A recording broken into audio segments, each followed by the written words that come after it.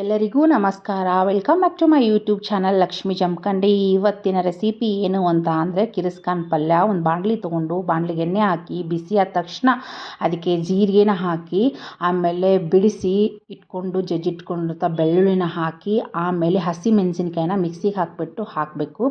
ಅದಾದಮೇಲೆ ನಾನು ಒಂದು ಕಡೆ ಈ ಕಡೆ ಕಿರಿಸ್ಕಾನ್ ಪಲ್ಯ ಅಂದರೆ ಇದು ನಮ್ಮ ಉತ್ತರ ಕರ್ನಾಟಕದ ಕಡೆ ತುಂಬ ಅಂದರೆ ತುಂಬ ಸಿಗುತ್ತೆ. ಆ ಪಲ್ಯನ ಸೋಸಿ 3-4 ಸಲ ತೊಳೆದಿಟ್ಕೊಂಡಿದ್ದೀನಿ. ನೋಡಿ, ಒಗ್ಗರಣೆ ಹಾಕಿರೋದು ಈ ಥರ ಎಲ್ಲ ಹಸಿ ವಾಸನೆ ಹೋಗೋವರೆಗೂ ವೇಟ್ ಮಾಡಬೇಕು. ಆಮೇಲೆ ಆ ಕಿರಿಸ್ಕಾನ್ ಪಲ್ಯ ಏನು ತೊಳ್ಕೊಂಡು ಇಟ್ಕೊಂಡಿರ್ತೀರಲ್ವ ಅದನ್ನು ಬಾಣಲಿಗೆ ಹಾಕಿ ಈ ಥರ ನೀಟಾಗಿ ಮಿಕ್ಸ್ ಮಾಡ್ತಾ ಹೋಗ್ಬೇಕು. ನೋಡಿರಿ, ಫೈನಲಿ ಈ ಥರ ಆಗುತ್ತೆ ರೀ ಅದು. ಸೊ ಎಲ್ಲನೂ ಕರಗಿಬಿಟ್ಟು ಸ್ವಲ್ಪ ಆಗುತ್ತೆ ರೀ ಅದು ಪಲ್ಯ, ಬಟ್ ಅಷ್ಟು ರುಚಿಯಾಗಿರ್ತೈತಿ.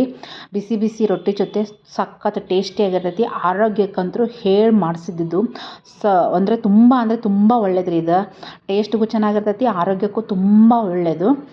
ಇದು ನಮ್ಮ ಉತ್ತರ ಕರ್ನಾಟಕದ ಸೈಡ್ ತುಂಬ ಮಾಡ್ತಾರೆ. ನೀವು ಎಲ್ಲರೂ ಮಾಡಿಕೊಂಡು ಹೇಗಿದೆ ಅಂತ ಹೇಳಿ, ರುಚಿಗೆ ತಕ್ಕಷ್ಟು ಉಪ್ಪು ಹಾಕಿ. Thank you so much. Keep supporting.